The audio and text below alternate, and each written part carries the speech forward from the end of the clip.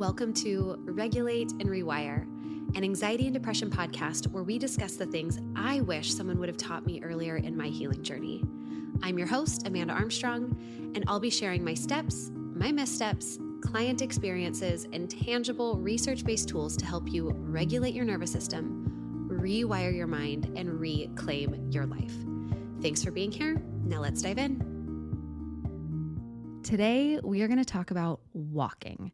And before you decide that is too basic or too random of a conversation for you to listen to an entire podcast on, stick with me at least through the intro and let me see if I can change your mind, because walking is one of the most researched, most accessible, and in my opinion, one of the most underrated tools that we have for nervous system regulation. Also, I can very distinctly recall that casually and frequently during the most dysregulated decade of my life, you could hear me say something like, "What? Why? Why would I walk? Why would I walk when I can run?" It didn't matter if it was warming up before a workout, if I was out with my dog, if I was getting from one class to the next, one client to the next. My life was a full-on, never-ending sprint, both figuratively and literally. Now, fast forward to right now. I am postpartum enough. I'm starting to get the itch to run, but got some labs back. Cortisol numbers look a little funky. My adrenals look a little stressed out. And I've been advised right now to keep my workouts consistent, but more moderate intensity until it looks like my system can support higher intensity more consistently. So walking has become a big part of my daily life, a big part of my practice right now. It also just happens to be the monthly habit focus inside the membership. So for so many reasons, we are going to talk about walking today. Specifically, we are going to talk about why and how potentially increasing your daily step count could be one of the highest return things that you do for your mental health. And I'm also going to talk to you about the actual science of what is happening in your nervous system when you walk, the bilateral movement, the ways that it metabolizes cortisol, why it matters for anxiety and depression specifically, and then how to figure out if and or how this is a practice that you may want to leverage in your healing journey. So let's get into it, starting with some of the science. Walking is what we call bilateral movement. So that means that it engages both sides of your body rhythmically and alternately. So left, right. That cross-body rhythmic pattern has a direct calming effect on your nervous system. It's the same principle behind EMDR therapy, which uses bilateral stimulation to help you process trauma. It is also very similar to the reasons why rocking side to side or swaying can feel really soothing. I've heard a lot of people share, myself included, that some of your best thinking happens when you walk. Your brain responds very favorably to this pattern, as does your nervous system. The regulation that happens when we're walking is physiological and psychological, and we see this across so many different pieces of research. So another piece to the conversation around walking is cortisol. So when you are in a stress response, your cortisol rises. That is appropriate. That is expected. The problem is when cortisol levels stay elevated because our stress cycles never complete. And like we talk about all the time, in modern life, most of our stressors are abstract. They are psychological rather than physical. So we activate our stress response constantly, and then we just sit there. We sit there at a desk, in a car, on the couch, and this adrenaline and this cortisol that got pumped through our system never fully metabolizes because these threats never really resolve because there's nothing that we are running from or chasing away from us. And so this cortisol accumulates in our system. Our activation, it lingers and it builds up and up and up and up. Well, it turns out that walking is one of the most effective ways to metabolize excess cortisol. So you are literally helping your body complete these various started stress cycles, ones that you're aware of and even ones that you're unaware of, because walking, being in motion, again, this bilateral movement, this signals to your nervous system that the threat has passed, that you're in motion, that you have some sense of control. It's physiologically metabolizing this cortisol response. And so you can come back down to a more regulated state. Research shows that even a 15-minute walk can help you shift out of that fight or flight state in measurable ways that we see on brain scans. Another thing it does is it increases blood flow to the brain, which can trigger and release endorphins, reducing activity in your amygdala. So that is your brain's alarm center. So when we're walking, we are not just burning calories, moving our body. We are literally helping your body close some of these stress loops to metabolize cortisol. All right, next science fact. Another thing that walking influences is our blood sugar stability. So this is one that people don't often connect to mental health, but it matters enormously. Especially research shows us for anxiety symptoms. So when blood sugar swings, it has its highs and then it crashes into lows. This has a direct effect on your nervous system state. These crashes can read to our system as threats, as stressors. So these swings between like spike and drops of blood sugar, it tanks our energy and it makes regulation significantly harder. One of the things that we know is more consistent daily movement helps to buffer some of these swings. Even if you do not change anything about the way that you are eating, movement can help to buffer some of the swings. And the effects show up in how you feel emotionally, how you feel physically. If you are struggling with mood instability, irritability, or especially if you feel like you have anxiety that seems to come out of nowhere with no obvious trigger, your blood sugar might be something really worth paying attention to or even looking into with some functional lab work. So walking and blood sugar. Now, walking and sleep.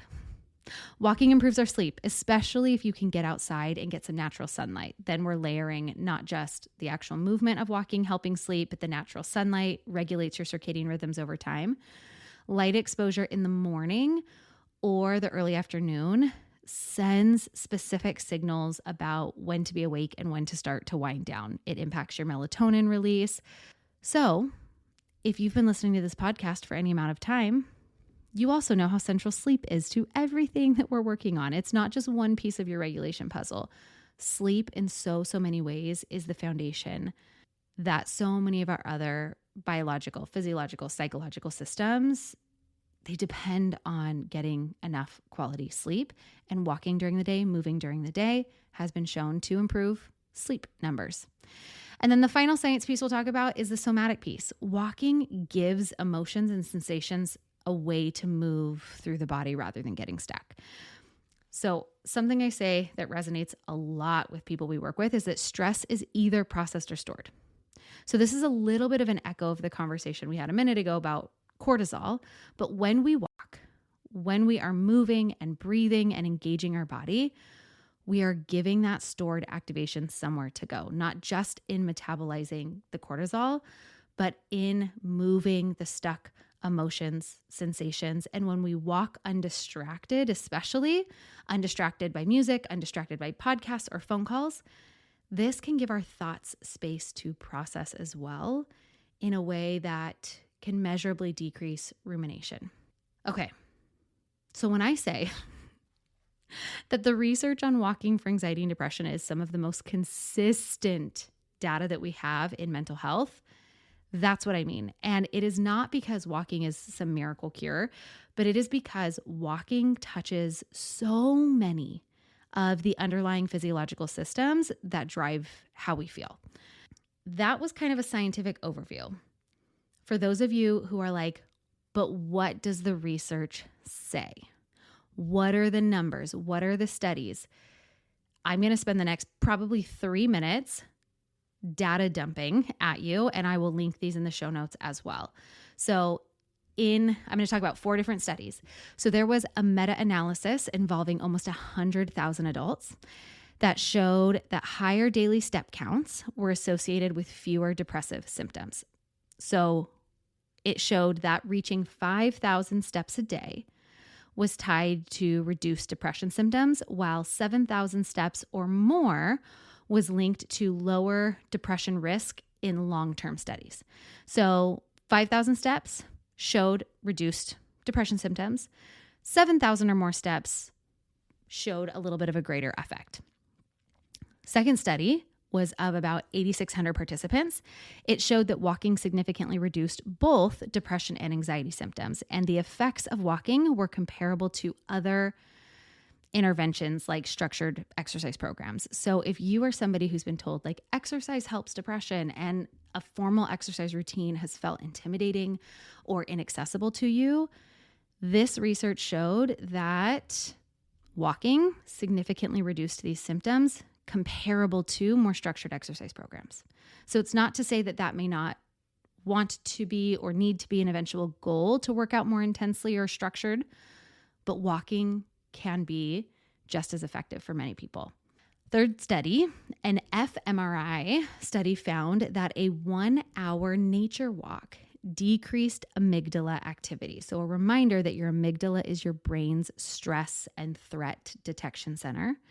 And this study showed that women had a particularly significant reduction. So it suggested that women may derive even greater stress regulation benefits from walking in nature. Then the last study I'll talk about, it was a 100-day, 10,000 step a day workplace challenge. And it showed small but consistent improvements in depression, anxiety, stress, and overall well-being scores. And notably, the mental health benefits appeared regardless of whether participants actually hit the full 10,000 steps each day. So why I included this study is because I think it validates what we'll talk about a little bit later on, which is this idea that any increase can count. Any increase in movement, in step count, whether you're hitting the hallmark 10,000 steps a day or not, it can be helpful. So overall, the general consensus of walking for mental health, it is more is better, but some is better than none, and consistency matters more than perfection and intensity. So with this research, I spent a lot of time comparing how many steps wherever.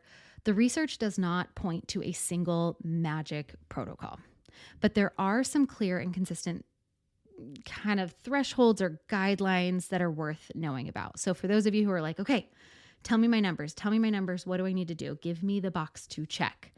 In general, for those of you who want those specifics, folks who logged at least 5,000 steps a day were less likely to experience depression symptoms, with, again, the greatest results happening for those who logged more than 7,500 steps a day. They were 42% less likely to suffer depression symptoms. Then there's a group of adults who reached the full 150 minutes per week. They, in general, have a 25% lower risk of depression. Now, this feels like an appropriate place to put in my usual caveat, which is what I am not saying. I am not saying that walking will magically heal your anxiety or depression. If your nervous system is dysregulated because of unprocessed trauma, a chronically overflowing stress bucket, hormonal imbalances, whatever, walking is not what fixes those things. But what the research shows is that it can have a meaningful impact in reducing symptoms. But remember that symptoms and the root cause of the greatest amount of our struggling can be different things. So my invitation here is if you are already walking consistently and you're still really struggling, use that as information. This means that there are other levers that need your attention. But if you are struggling and this is not a lever that you are currently pulling, the research is clear that it might be something you want to consider. All right, let's spend a couple more minutes talking about the number that comes up most often for daily step count, which is 10,000 steps a day. And I want to give that number a little bit more context. That number didn't come from thin air. It is well researched, but not only around psychological well-being, better mood regulation, but that's the number where we start to see measurable improvements in cardiovascular health, reduced inflammation, improved longevity outcomes. And the thing I like most about that number is that with modern day life, where we really, in so many ways, have written movement out of our daily experience. We drive, we sit at desks, we order things to our door, which is such a vast contrast to most of human history where daily movement was just life. You moved to get your food. You moved to get to a place. You moved to get to safety. Like you moved. And your biology has not caught up with the convenience of modern day. Your nervous system still expects you to move.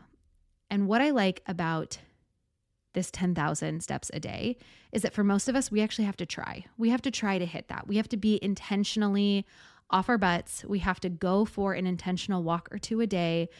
It, for me, in my daily life, often looks like a morning walk. If I'm taking my kids to the park, I might sit on the bench for a little bit, but then I'm up and I'm moving. At my son's soccer practice, where I could totally be sitting and resting, it means I'm often moving and I'm walking around. In order to hit that 10,000 steps a day for me, when I do for my work, spend a lot of time sitting at a computer, it means that in the other moments of my day, the other activities of my day where sitting is more optional, to choose to move. I also want to say here and reiterate that the research shows that even 5,000 steps a day, even half that, can improve your mental health. So if you are like, where do I start? Where do I start? Number one, do you have some kind of way to track your steps? And if you don't, and you aren't interested in that, I'll give you an alternative in a minute. But for me, I'm a counter. I like to be accountable. I like to see a number. I wear an Oura ring. But I learned recently, Oura rings don't count my steps when I'm pushing a stroller because it depends on the swinging motion. Or if I'm on my walking pad while I'm typing on my laptop, doesn't count any of those steps. So I actually just bought like an old school pedometer off of Amazon. I'll link the one in the show notes that I bought and I'm wearing. I like it because it actually gives me a more accurate step count.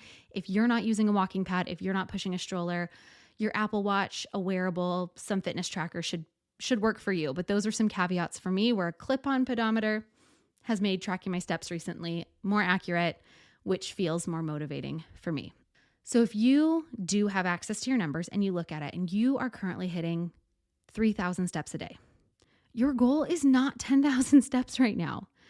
That is not going to be a sustainable habit change approach. Your goal might be 4,500, maybe 5,000 steps a day, like adding 1,500 to 2,000 steps. That is a stretch that is likely real and reachable and sustainable. And then when that becomes your new daily baseline, then maybe you increase it another 1,000, 1,500. Now, if you have no idea what your current daily step count is and you have no interest in tracking, in counting, and buying a pedometer, I know also for some folks in our membership, they expressed this month, because this is kind of our fun community habit that we're focusing on, how tracking or looking at numbers actually really stresses them out. It brings up anxiety for them.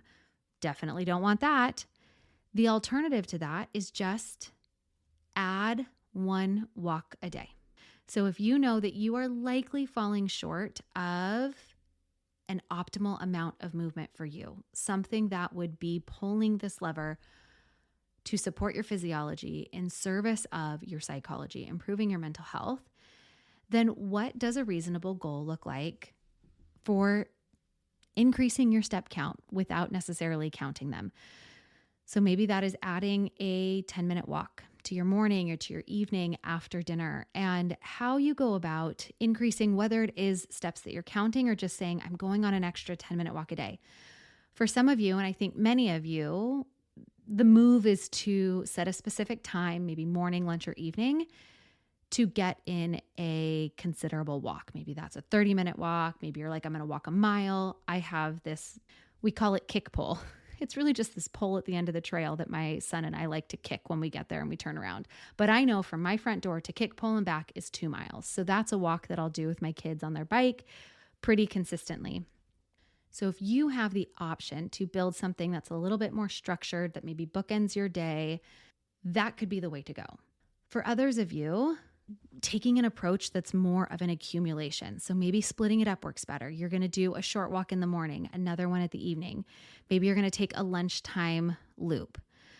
Maybe you want to get more steps in by parking further, by taking the stairs, by pacing back and forth in your living room as you're talking to your friend if you're on a phone call. Can you take a walking meeting? All of it counts. Accumulation is the whole point, just to keep your body in motion. Walking is walking, movement is movement. Ideally, this also gets you outside a little bit more often, but if outdoor walking isn't accessible for any number of reasons, whether your environment, physical limitations, a treadmill or a walking pad, laps around your living room, again, all of it totally valid. Bilateral movement, the cortisol metabolizing. So many of these physiological benefits don't require being outside. So again, being outside, natural sunlight, nature exposure, change of environment, those layer in additional benefits, but they're additions, not requirements. And then for those of you who maybe are already hitting your 10,000 steps, maybe you've just listened through because you just like to listen to me talk sometimes. One of the things that I invited a lot of our members to do this month who are already really consistent and diligent about getting their steps in every day is to spend, if they aren't already, a chunk of dedicated walking time to being undistracted.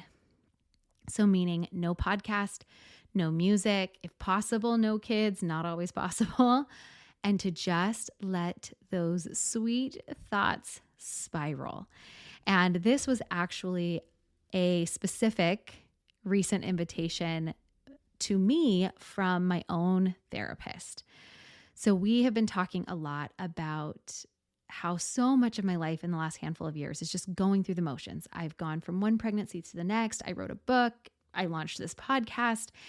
And I've spent a lot of time just like making sure things got done, that life stayed afloat, that babies stayed alive, that like I didn't and I haven't built into my life a lot of just open space, open thinking time to reflect on, is this working for me? Is my current work-life balance working for me? What do I want? Like, what's working for me in my marriage, in my relationships, in my motherhood, in my work, and what's not? What might I want to shift? And if I want to have answers to those questions from a place other than survival mode, I need to give myself time and space to think through that. And so my walks are now where I'm letting a lot of those questions play out. And not only is it just giving me time and space away from the incessant touching and questions of my children, but there is something real about being outside and engaging in this bilateral movement that allows me to think about things that might ordinarily bring more stress or anxiety up for me in a more neutral way. It also is allowing me the time and the space to not just spiral about and ruminate about the same things over and over and over again, but it's giving me the space and the internal environment where I'm able to actually find resolution in my thinking. And so for me, at least 3 times a week right now, I'm trying to get out on minimum of a 20-minute walk, sometimes way longer, especially if I wake up really early on the weekend and my husband can stay with the kids, to just go and walk and think. And I would say if I'm doing that 3 times a week, one of them, I'm calling them my walk and talk sessions. One of my really close friends and I recently started Marco Poloing again, and we just send each other unhingedly, I don't even think that's a word, but we're using it, unhingedly long Marco Polo messages, processing our life and our thoughts and sharing funny family stories and all of it. And when I don't feel like I want to talk in that space, sometimes I'll just talk into my voice memo app. So anybody seeing me is none the wiser. They think I'm on a phone call, but I'm really just talking to myself in my voice memo app, because verbal, audible processing is really, really valuable for me. And so as I'm walking, not just staying in my own head with my thoughts, but either to my friend in my walk and talk session or to my phone, I am speaking out loud and processing these ideas and talking them through. And so that is another way that you can use the environment that you create in walking to support some of the processing or the deeper work that you are doing. All right, I'm going to wrap this conversation up with the final thoughts that I've had. Basically, long story short from today's conversation is that committing to a daily step goal or a certain amount of extra minutes walking, it's not just about the physical act of walking. Walking is such an accessible way that I personally have a conversation with my nervous system. And I imagine that this conversation while I'm walking sounds something like, hey, nervous system, I know that you ran for a really, really long time. And for a lot of that time, you had to run. You had to run. And then it became a habit. And then you just kept running because you didn't know. You didn't know different. But we don't have to run anymore, or at least not all the time anymore. So let's walk. Let's walk in a culture that glorifies sprinting. Let's walk. Let's breathe. Let's be. And little nervous system, I am here to give you the time and the space to process things and see that we're okay. And then for me, there's the added benefits of bilateral, whatever, and cortisol and blood sugar, all the things that we talked about. But I sprinted for so long. And so for me, this physical act of moving in a way that is slower than comes naturally to me has been really healing in its own right. And if you are somebody who's been listening to this and thinking like, yeah, Amanda, okay, I know I should go for a walk, but I still probably won't. That is one of my primary hopes for what happens for folks inside the membership, is that it helps you bridge that gap from knowing what to do to actually doing it with these fun, monthly regulated living habit challenges, a built-in sense of community. Doors are opening soon. So if that's something that you are interested in, there's always a link in the bio to learn more. But either way, your invitation this week is to decide where or when you can get in a few more steps. If this is a lever you might want to pull in your efforts to support your mental health. Okay, let's wrap it up. 3 takeaways. Number 1, walking touches so many of the underlying physiological systems that drive how we feel. Bilateral movement, cortisol metabolism, blood sugar stabilization, sleep regulation. Number 2, the right goal for you is a stretch from where you actually are, not from where you think you should be, not from some number that research tells you. What is going to be realistic and possible for you right now? Number 3, movement is just one of the many anchors in living a more regulated life. And if you're already moving consistently and you're still struggling, what that can tell you is that something else needs your attention. All right, friends, until next week, I am sending hope and healing your way. Thanks for listening to another episode of the Regulate and Rewire podcast. If you enjoyed what you heard today, please subscribe and leave a 5-star review to help us get these powerful tools out to even more people who need them. And if you yourself are looking for more personalized support in applying what you've learned today, consider joining me inside Rise, my monthly mental health membership and nervous system healing space, or apply for our one-on-one anxiety and depression coaching program, Restore. I've shared a link for more information to both in the show notes. Again, thanks so much for being here, and I'll see you next time.